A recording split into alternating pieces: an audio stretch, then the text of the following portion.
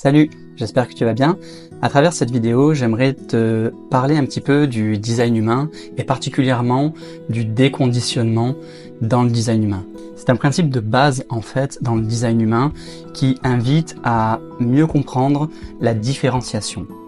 Qu'est-ce que le design humain? C'est justement la science de la différenciation. C'est comprendre et s'apercevoir, reconnaître et observer que nous sommes tous uniques, que nous sommes des êtres individualisés et aussi individualistes. Le design humain, c'est un outil, pour ceux qui ne connaissent pas, très brièvement, qui a été canalisé par un Canadien dans les années 1987 et qui en fait rassemble tout un tas d'outils comme la Kabbale, les chakras, l'astrologie tropicale, mais également le I Ching à travers les 64 hexagrammes qui constituent les 64 portes que l'on trouve dans les centres du design humain. Donc c'est vraiment une matrice en fait énergétique qui rassemble différents outils, qui offre une lecture très individualisée de chaque personne sur Terre, de chaque être humain. Le design humain est calculé à partir de la date, l'heure et le lieu de naissance et on obtient donc une carte, un schéma corporel ou également appelé bodygraph qui nous donne des indications sur comment l'énergie circule à travers notre corps et nous donne également plein d'informations sur nos potentialités, les points qui peut-être sur lesquels nous pouvons avoir une certaine attention dans le but en fait de mieux se connaître, mieux se comprendre et mieux vivre qui on est. Le conditionnement, en fait, apparaît à ce moment-là. Pour comprendre qui on est, il faut comprendre aussi qui nous ne sommes pas. Et c'est un vaste plan, une vaste pelote de laine à démêler, puisque nous sommes sans cesse, depuis le commencement, influencés par les énergies intérieures et également extérieures, mais beaucoup extérieures en fait. On va dire c'est ce qui façonne finalement, notamment quand on est enfant, voire intra-utérin, toute notre énergie, notre façon de voir le monde, de se voir soi-même et finalement d'interagir et de prendre des décisions avec le monde pour soi. Ok ? Donc, nous sommes déjà en fait de base très conditionnés. Pour remonter un petit peu plus loin, en fait on rentre à travers l'incarnation dans une matrice énergétique qui est la planète Terre avec tout son consensus, tous ses compromis et qui plus est dans un corps de chair, de matière entre guillemets, en tout cas dans une certaine densité énergétique qui nous fait, qui se comporte comme un filtre littéralement, qui filtre la conscience à travers nos 5 sens, à travers plein de façons de percevoir le monde qui finalement conditionne par définition et par essence notre expérience terrestre. Ok ? Le design humain vient se placer au niveau qu'il nous montre en fait les conditionnements que l'on a ou que l'on est sujet à avoir et d'en être finalement attentif. Le but n'est pas de transformer ça, simplement d'y être attentif, d'observer et d'agir en fonction. Ok, je vais y venir juste après. Mais le concept de base, c'est que nous sommes tous conditionnés.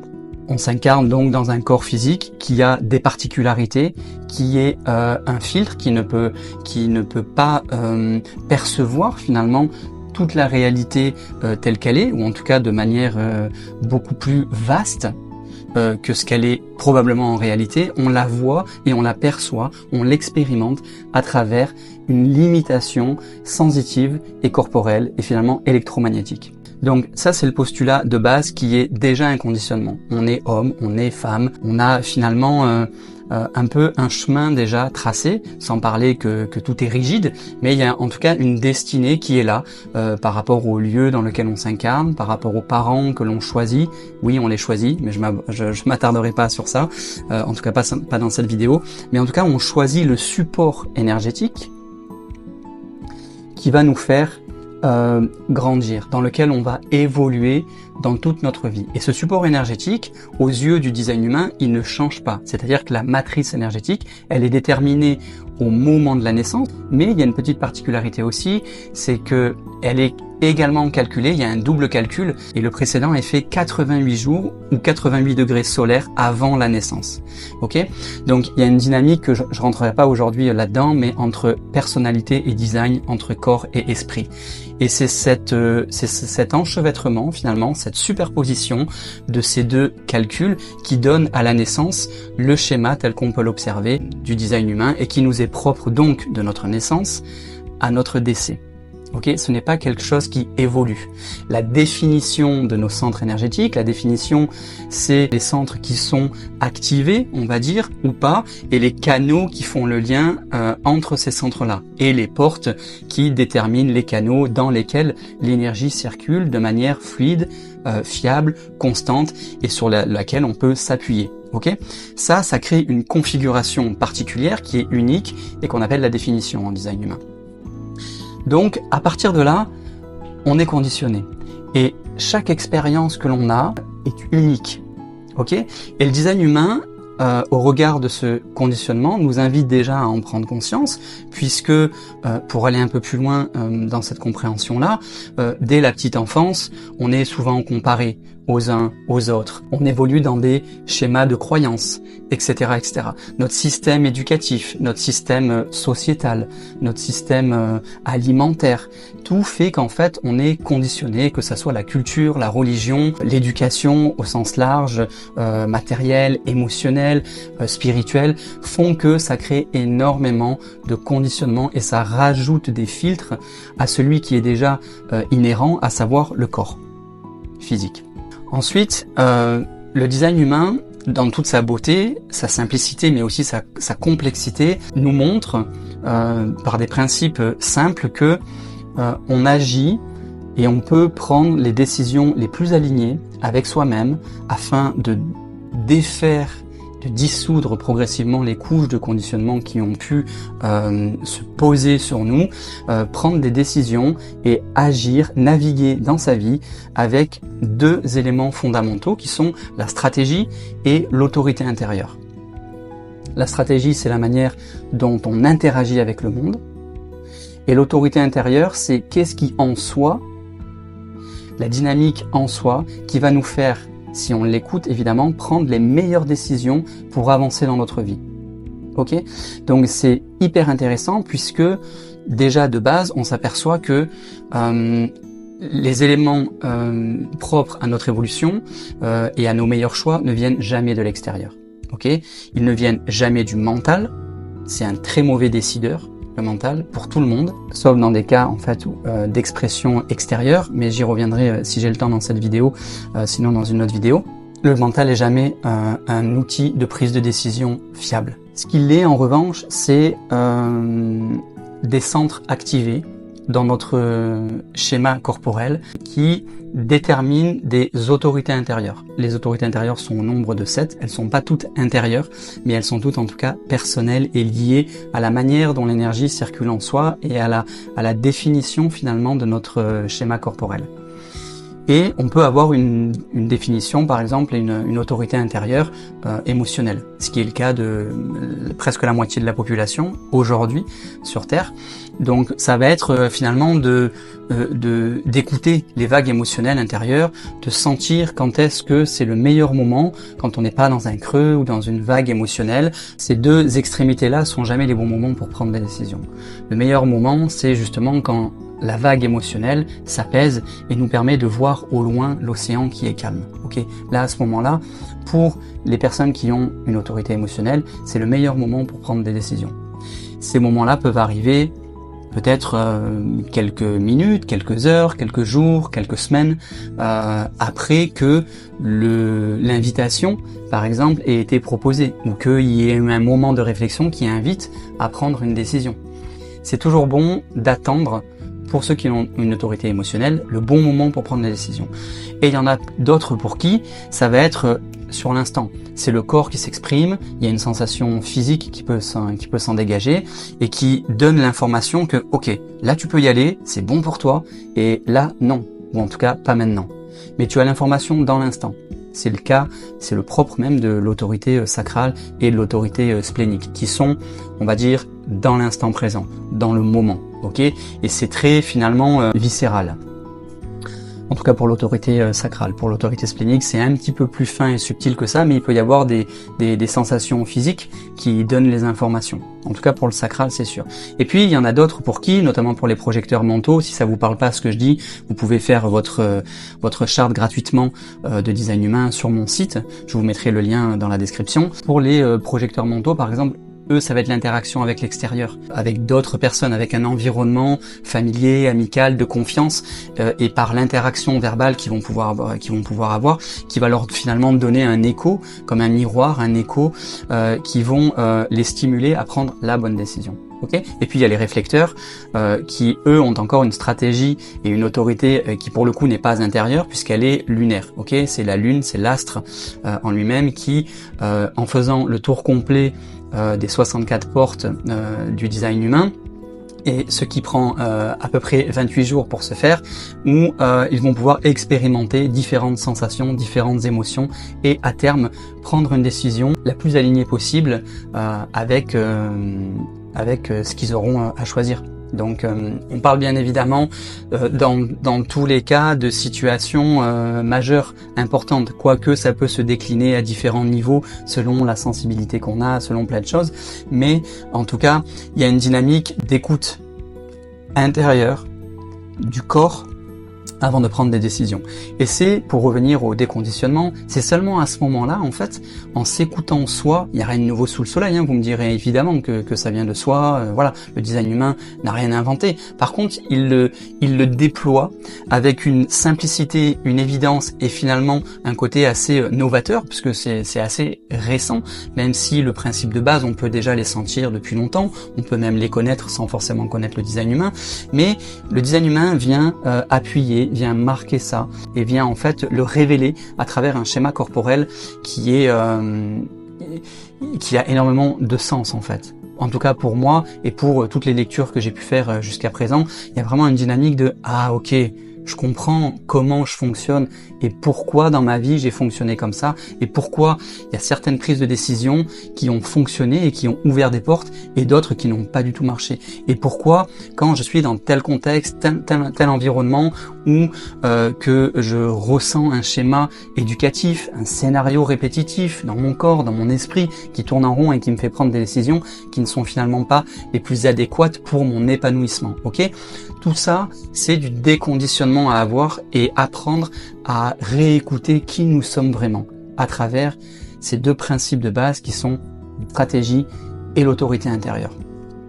Donc en fait, le déconditionnement, pour aller un petit peu plus loin, amène à mieux se connaître, à mieux expérimenter qui on est, à prendre de manière quotidienne les décisions qui sont les plus adéquates pour nous. Et en fait, ça va littéralement nous mettre dans un rail naturel où la vie devient plus fluide, où les rencontres et les prises de décision deviennent de plus en plus évidentes puisque on recrée une connexion subtile et profonde avec qui on est véritablement.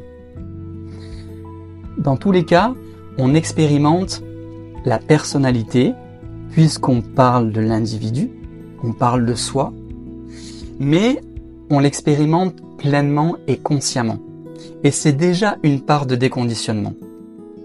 Être conscient que l'on est conditionné est déjà un pas de plus et assez libérateur pour comprendre, analyser, ressentir l'ampleur du conditionnement. Tant qu'on n'est pas conscient qu'on est conditionné, on ne peut pas faire grand-chose. Donc déjà, le design humain permet ça.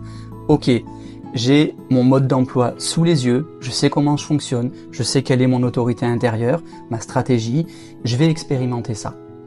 Faut le prendre comme un jeu. Quand je suis tombé sur le design humain et que j'ai corrélé avec tout ce que je ressentais déjà dans ma vie, ça a encore plus mis en phase des évidences pour moi. Donc j'ai vraiment absorbé les éléments du design humain parce que dans mon expérimentation, c'était extrêmement juste et validé. Maintenant, encore une fois, il ne s'agit pas de croire pour croire ou de se fier à un bouquin, un mode d'emploi ou quoi que ce soit. Quel que soit l'outil, ça reste un outil.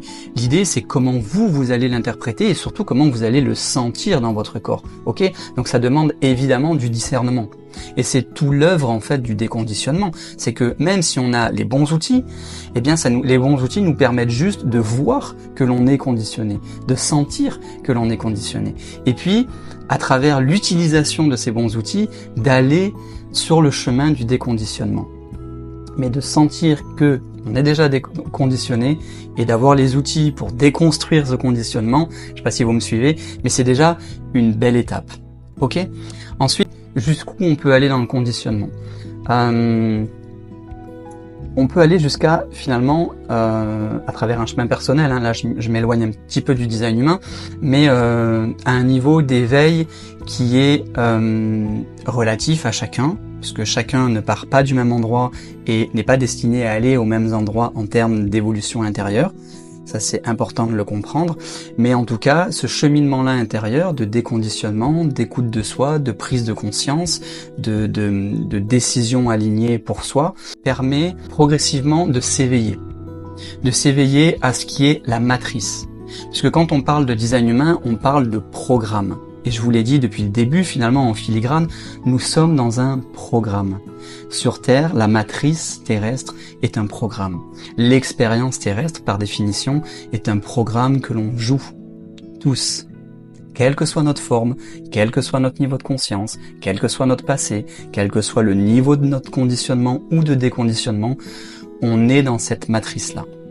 Ou en tout cas, on le croit, dans une certaine mesure, puisque sinon on serait pas là en train de discuter, ou en tout cas en train de regarder la vidéo, en train d'échanger, et en train, voilà. Et donc, on croit, on est dans un consensus commun sur cette planète que ce qu'on expérimente, on le vit réellement. Ça serait encore un autre débat que de dire que tout est irréel, et j'aime beaucoup cette idée d'un rêve collectif, mais en tout cas, ça peut nous amener jusque-là, jusqu'à ce niveau de déconditionnement en disant, mais finalement, qu'est-ce qui est véritablement ?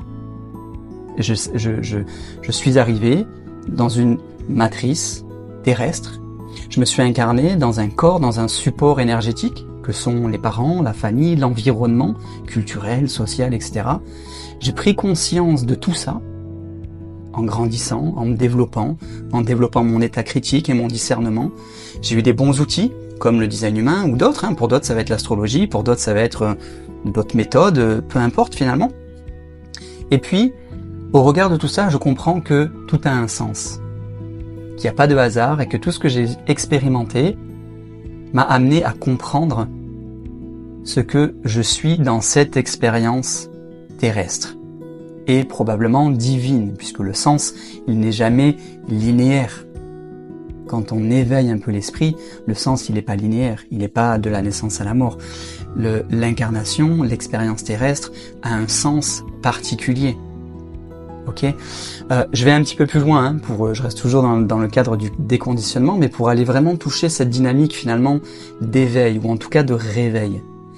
Et puis, quand on perçoit tous les conditionnements, qu'on en a déconditionné une partie, on a viré des couches, que ok, je sais comment je fonctionne, je sais comment j'interagis avec moi-même, avec le monde, je sais qu'est-ce qui est favorable pour moi à différents niveaux de mon bien-être, de mon évolution, de mon esprit, de ma psychologie, de ma psyché, etc., de mon corps physique. Super.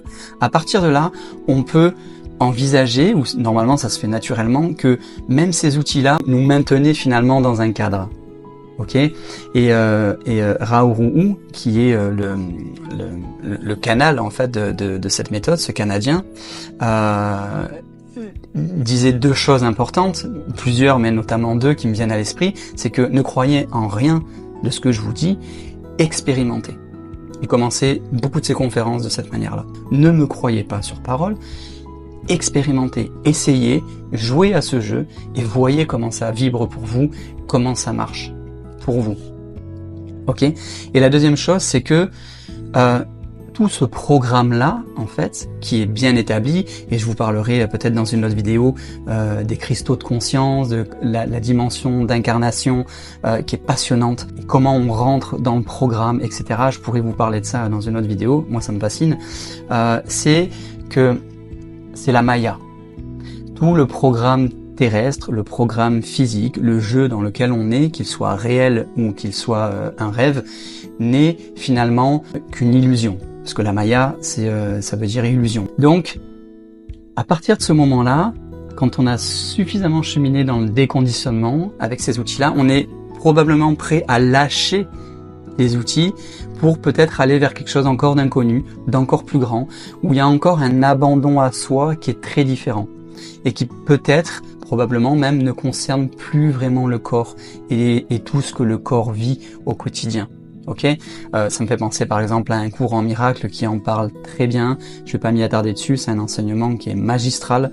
Je vous invite à le découvrir si vous êtes intéressé de près ou de loin par la spiritualité. Mais voilà, et au bout d'un moment, on se sent détaché de toutes les empreintes, de toutes les accroches, de toutes les structures et de tout le programme que constitue cet environnement en fait, structurel et énergétique dans lequel nous sommes.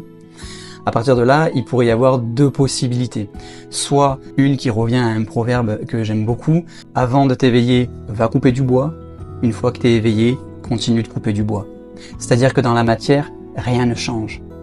T'as beau avoir eu une dimension d'éveil qui s'est révélée, qui est présente, tu expérimentes toujours la dimension terrestre, mais tu l'expérimentes à un niveau de conscience qui est beaucoup plus élevé.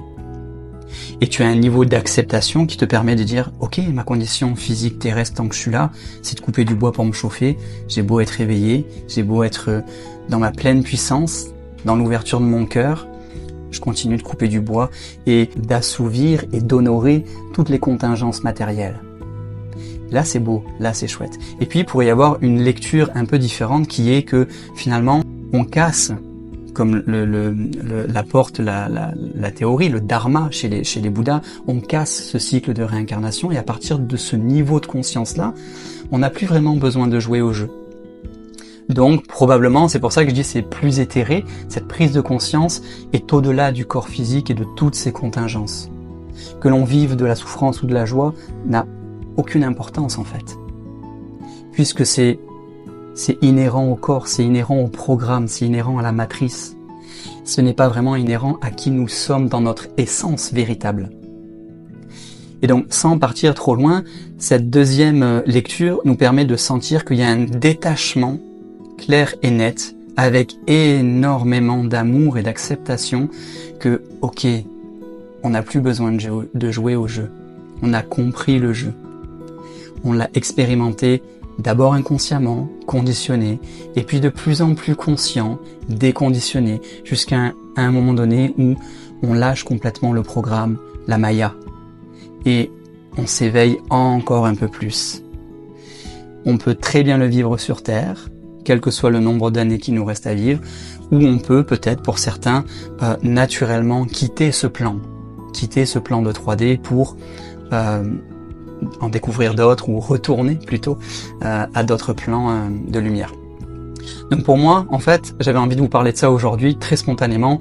C'est tout ça en fait le chemin de déconditionnement. Ça part d'un choix avant incarnation. Je reviendrai sur ça. Il y en a qui doivent se dire non, on choisit pas notre incarnation, etc. Pour moi, on choisit clairement, qu'on s'en rappelle ou pas, on choisit. En tout cas, moi, je m'en rappelle, j'ai bien choisi. Et on avance avec tout un tas de conditionnements quand on est petit et voilà. En plus, on est très malléable quand on est petit, autant physiquement que psychologiquement, etc. Et puis, plus on avance, plus on grandit, plus on conscientise, plus on a un état critique et plus on déconditionne jusqu'à potentiellement, voilà, les moments que je viens de vous partager à l'instant. C'est tout le cheminement en fait du déconditionnement que propose le design humain, en tout cas à un certain niveau.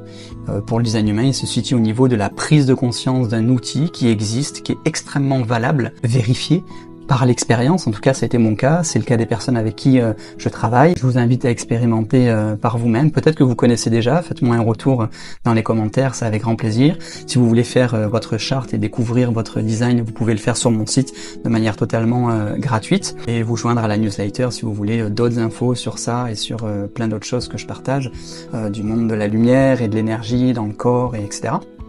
Donc voilà, ce sera avec un grand plaisir d'échanger. Mais voilà, pour finir, c'est tout ce que m'inspire le design humain qui se situe comme un outil qui nous invite à prendre conscience d'un peu avant le conditionnement lui-même et de potentiellement où ça peut nous mener à tous les niveaux de ce déconditionnement, de se déconditionner. Voilà, j'espère que ça vous aura parlé. En tout cas, évidemment, ne me croyez pas sur parole, expérimentez. Moi, je le vis, je le vibre, je suis en plein chemin avec ça. J'avais déjà pas mal de notions, de conscience, on va dire, avant de découvrir le design humain. Pour ma part, je suis réflecteur, donc peut-être que ça parlera à certains d'entre vous. Je suis réflecteur 5.1.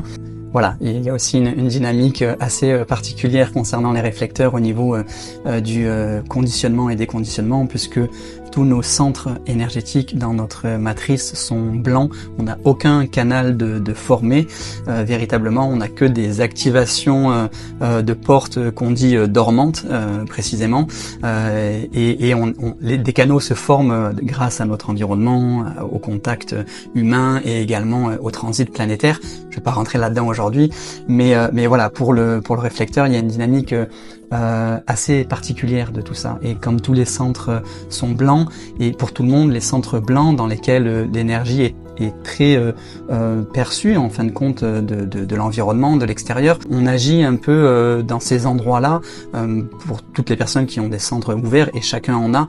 Extrêmement rares sont les personnes qui ont les 9 centres colorés, sinon on a tous au moins un centre non défini ou ouvert.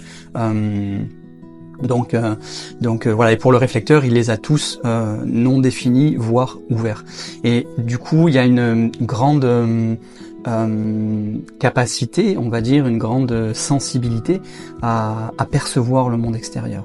Donc c'est à la fois très invasif et très conditionnant, puisqu'en fait il y a un niveau de discernement qui est demandé, qui est peut-être plus important, et en même temps le fait qu'il y a moins de choses qui nous appartiennent et qu'on capte énormément notre environnement et qu'on est des êtres non énergétiques comme les projecteurs, et très en phase finalement avec les astres, notamment la Lune, qui est notre autorité personnelle, eh bien on peut mieux percevoir et refléter, puisque le réflecteur porte ce nom pas par hasard, hein, comme la Lune d'ailleurs qui reflète la lumière solaire. Le réflecteur reflète son environnement, reflète les états d'âme extérieurs, reflète l'énergie d'un groupe dans lequel il est, ou du couple, plein de choses, voilà. Donc il a en fait presque ce double tranchant où il peut être extrêmement conditionné, et en même temps avec beaucoup de travail sur soi et de déconditionnement, il peut avoir un effet justement de jouer ce rôle de réflecteur, d'ouverture, de conscience, de montrer à l'environnement ce qui se passe, un peu comme un miroir, qui finalement à travers ces centres blancs sont synonymes aussi de sagesse. Voilà, chaque personne a des centres blancs, je vous invite à les observer dans votre schéma. Ce sont également des centres où potentiellement le conditionnement s'exprime plus, le non-soi s'exprime davantage, mais ce sont aussi des centres de sagesse, puisque dès qu'on a le recul de laisser dans ces centres-là l'énergie circuler sans la retenir, en l'observant de manière la plus neutre possible, eh bien on est à même de mieux comprendre le programme, mieux comprendre la matrice. C'est ce que disait Raoult par rapport aux réflecteurs. Ils sont le programme. Un réflecteur qui est complètement ouvert et extrêmement conscient, il reflète le programme en fait en permanence. Voilà. Après, derrière cette réflexion, il y a l'homme ou la femme, il y a la personnalité, voilà. Mais plus elle est déconditionnée, et plus en fait il y a un reflet finalement optimal de l'environnement énergétique, humain, social, environnemental, voilà, psychologique, énergétique. Et c'est un peu d'ailleurs le rôle du réflecteur, voilà. Et les réflecteurs sont pas très nombreux sur la planète, à l'heure actuelle peut-être 100 millions, ce qui équivaut à peu près 1% de la population. Voilà. Mais tous les types énergétiques, il y en a 4 au total, en tout cas selon Raoult, il y a 4 types de base, il y a une déclinaison, je divague un petit peu, mais bon, si ça vous plaît pas, vous aurez coupé avant, si vous êtes toujours là, c'est cool. Il y a le 5e type, c'est le générateur manifesteur, qui est en fait un sous-type du générateur, et le générateur est le type le plus répandu sur la planète. Voilà, il est à peu près 37%, et le générateur manifesteur 33%. Donc à eux deux, en fait, forment le groupe des générateurs, et ils forment à peu près 70% de la population. Donc il y a 7 personnes sur 10 aujourd'hui sur Terre en 2025 qui est générateur. Ok, mais même un générateur peut avoir des centres ouverts. Après, il y a la sensibilité de chacun, il y a son éducation, il y a évidemment beaucoup de choses qui rentrent en compte. Et je finirai par ça, justement, par rapport au conditionnement. L'outil, ce qu'on nous permet de voir dans cet outil en disant « Ah ben non, moi je suis générateur, donc je fonctionne comme ça, donc j'ai tel centre ouvert, tel centre défini, donc ça veut dire ça et ça, je fonctionne comme ça, c'est mon schéma qui le dit, etc. » C'est le piège, puisque on rentre dans une compréhension mentale qui appuie la dynamique du non-soi. Donc l'idée, comme je le disais précédemment, c'est de « Ok, j'entends l'outil, je comprends l'outil, mais je le dépasse ». C'est comme un musicien qui, au début, va apprendre le piano, va faire ses gammes, va travailler sa souplesse, son doigté, etc.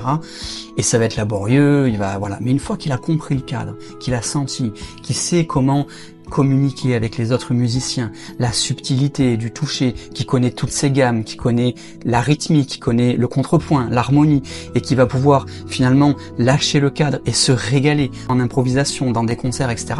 Eh bien, là, il maîtrise l'outil et il devient une partie intégrante de sa lecture, en fait, de qui il est. Et c'est à partir de ce moment-là, encore une fois, qu'il peut lâcher l'outil et œuvrer dans un déconditionnement au service de quelque chose de plus grand. Voilà, c'était le cheminement du conditionnement, vice déconditionnement à travers l'angle du design humain. Je vous remercie de m'avoir écouté jusque-là, prenez bien soin de vous, et puis au plaisir de faire d'autres vidéos sur le design humain. Il y a beaucoup de choses à dire. Si ça vous intéresse, dites-le moi, faites-moi en part en commentaire. Je vous dis à bientôt, prenez bien soin de vous, et salut.